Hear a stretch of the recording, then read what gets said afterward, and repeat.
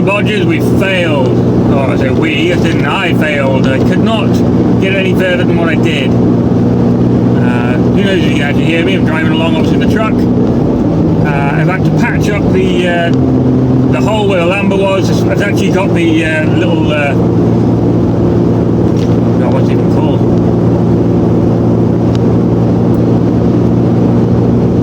It's actually got the bolt extractor still in there with a bit of paste strapped around it, and then the rest of the exhaust I've refitted it with as much exhaust paste as I could wedge in there, and it seems alright. It's actually quite quiet, 60 miles an hour. I did have a majorly diff whine problem, which has also been rectified, as you can hear. Not bad at all, barely hear it. Most of that ended up being a missing circlip from the end of the splines on the drive shaft. So it was just sliding in and out like at rapid speed. Not good. Managed to figure that out there and fixed it. So now it actually selects rear wheel drive quite happily again. Come on, road rat, get out of the way. Oh god, now we're stuck behind a road rat. Road rat. Oh, it's super annoying. How much would I take him in this old monster? I mean, I will. Goddamn road rats.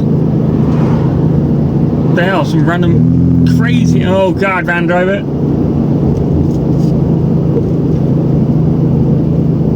Come on, road rat.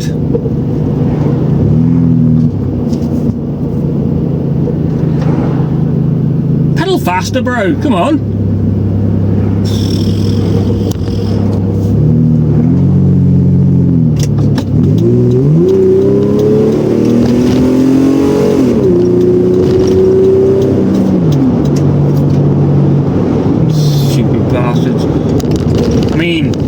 Definitely don't call them bastards. That's what they are. They're frickin' road rats, but you know.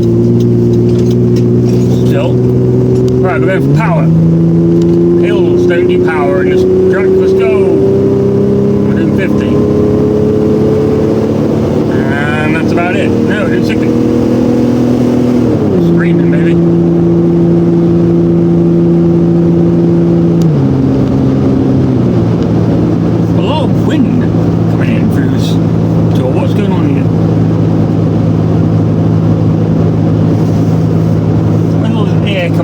My door not shut properly, maybe? Nope, there's just an abundance of air that seems to creep through, which I never noticed at 60 miles an hour. Yeah, you learn these things as you drive along, I guess. Front windows are up, yeah. That's a lot of air! That's going to be chilling in the winter. What's going on with that? Oh dear. Alright, once I swerve around like a maniac, I'm probably get pulled over.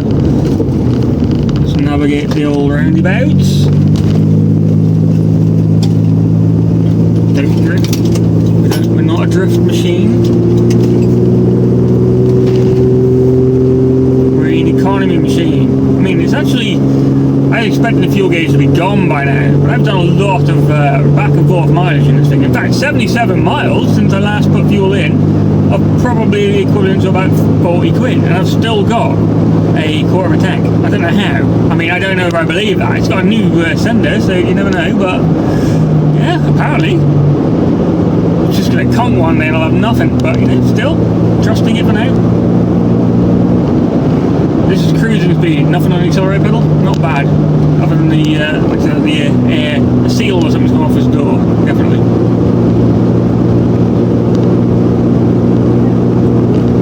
Nice and quiet though. I should really try and see if I can select it into 4-wheel drive whilst we're moving. Apparently you can. Do we trust it? Or is it going to explode?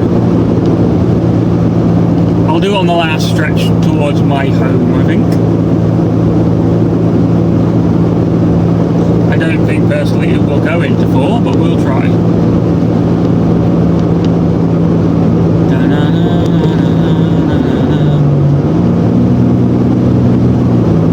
How do you run so well without a lamba sensor? It actually runs better than it did. It's crazy.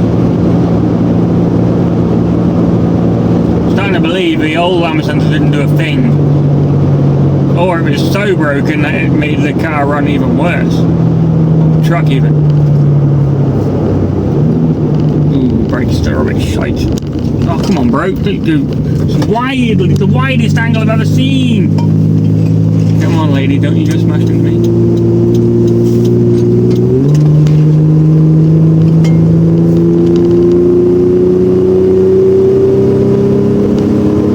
Maybe a bit slower than it should be, but I can put up with that. Right, we're going to go for it in a second. Make sure that Mr. Speedy Weedy Man is sat in the camera. No, he's not. Mr. Cameraman is not there. Right, we're going to go for a 4. Don't blow up, car. Ready? Oh no, definitely a bad idea. The 4 is grindy as shit. That means the front diff is absolutely cooked. Pretty confident. That was a pretty bad noise. Oh dear. Pinion in the gearbox, not good. Oh well, we're staying in rear-wheel drive until we need the 4-wheel drive then.